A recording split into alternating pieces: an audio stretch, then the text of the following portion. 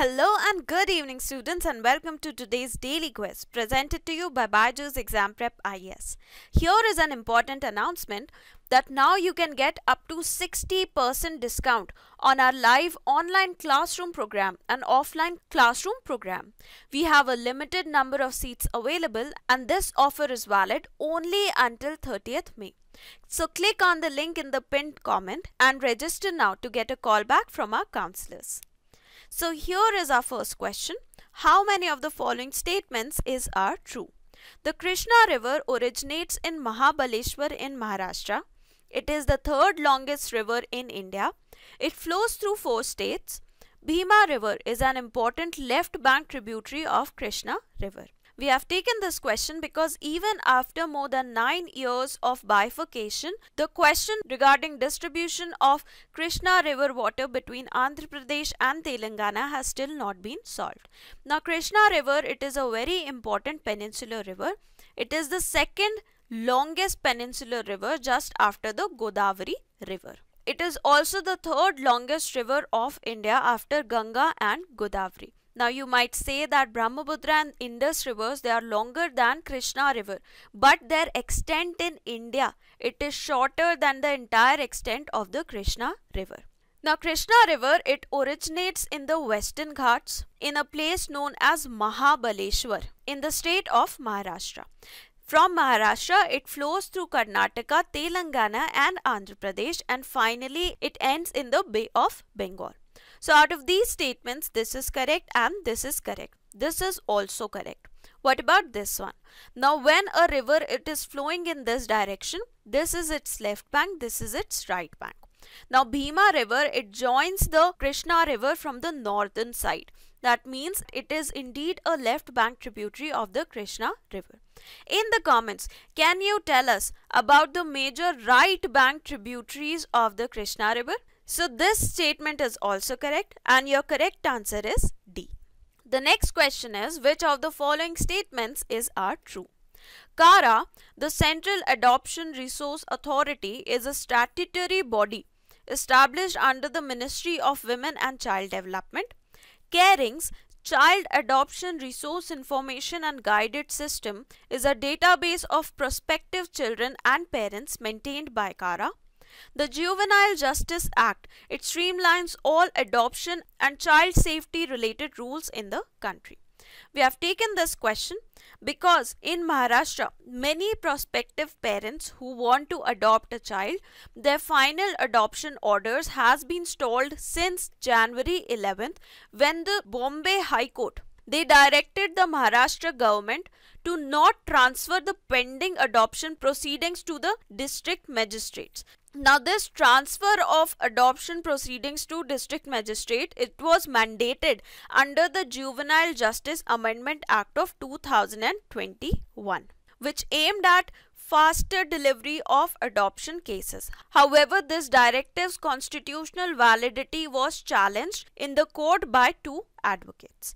So when we talk about adoption in India, all the adoption proceedings, they must proceed through CARA, that is Central Adoption Resource Authority.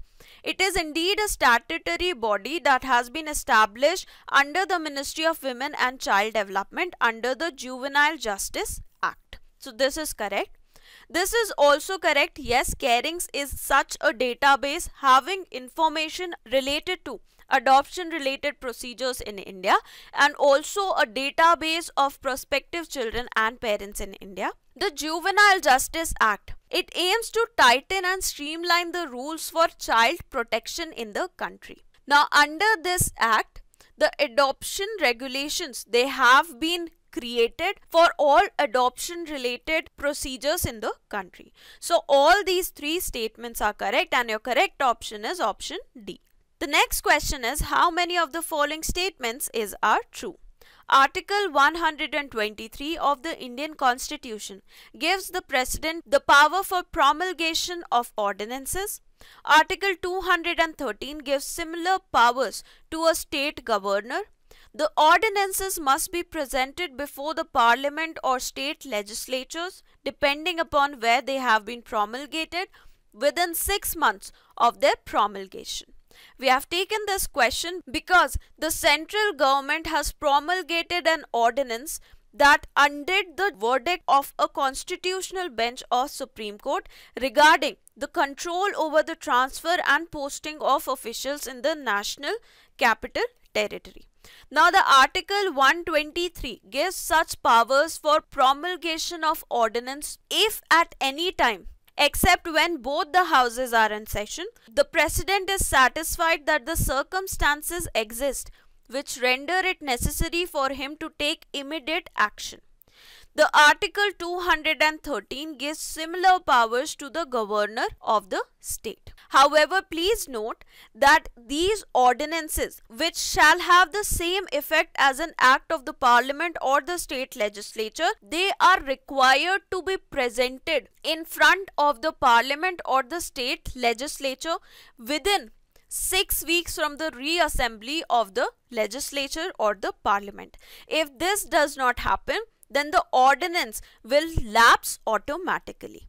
So the time duration is 6 weeks from the reassembly of the parliament or the state legislature and not 6 months of promulgation of that ordinance. So if we go back to the question, this is correct, however this is incorrect. So your correct answer over here is B.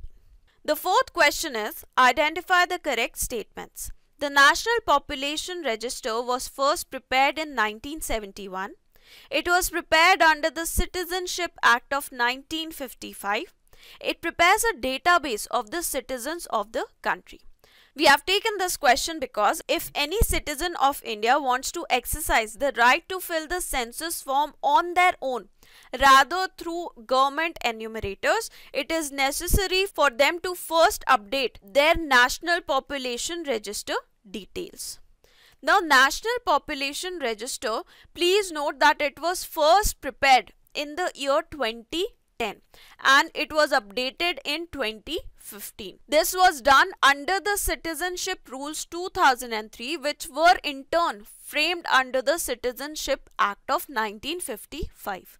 Now this NPR, it includes the changes related to birth, death and migration in the country. The objective of NPR is to create a comprehensive database of usual residents in the country. So that means it is not just a database of the citizens, but of the usual residents of the country.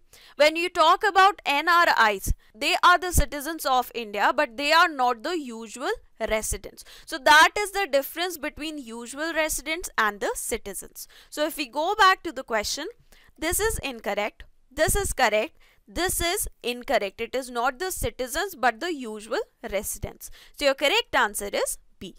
Now we come to a PYQ from the year 2019. With reference to Swadeshi movement, consider the following statements. It contributed to the revival of indigenous artisan crafts and industries. The National Council of Education was established as a part of Swadeshi movement.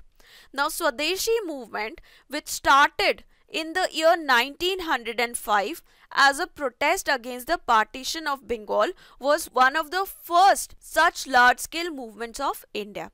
Now because it has the word Swadeshi, that means using the local products that were created within the country instead of using the imported products. That is why it contributed to the revival of indigenous artisans, crafts and industries. So this is correct. What about this one? Now, promoting technical education in India was a very important goal of the Swadeshi movement, and for that purpose, the National Council of Education was created in the year 1906 to give a boost to technical education in India. So this is also correct, and the correct answer is C. Let us now talk about the fact of the day, which is about NeVA, that is National E-Vidhan Application. NeVA is one of the 44 mission mode projects that are launched under the Digital India program of Government of India. Now this project, it aims at making the functioning of all the state legislatures paperless by transforming them into digital house. Now, apart from giving a boost to digitalization in the country, this will also help in making the functioning of the legislatures of the country more eco-friendly. Now, up until now, 21 state legislatures, they have already signed a memorandum of understanding for implementation of NeVA, and this project has already been sanctioned for 17 legislatures, for which the funds have been released for the implementation of the project. Now, among these 9 legislatures, they have already become fully digital and are now live on the NeVA platform. These 9 legislatures, they are conducting all their businesses end to end in digital and paperless manner. The first state to have implemented NeVA was Nagaland. Now, Meghraj, which is the cloud computing initiative of the Government of India, it has also been integrated with the National E-Vidhan application system. So that is all about today's daily quiz. I hope you were able to understand all the concepts. Do not forget to tell us in the comments how many questions were you able to answer correctly. So thank you very much and have a very good day ahead.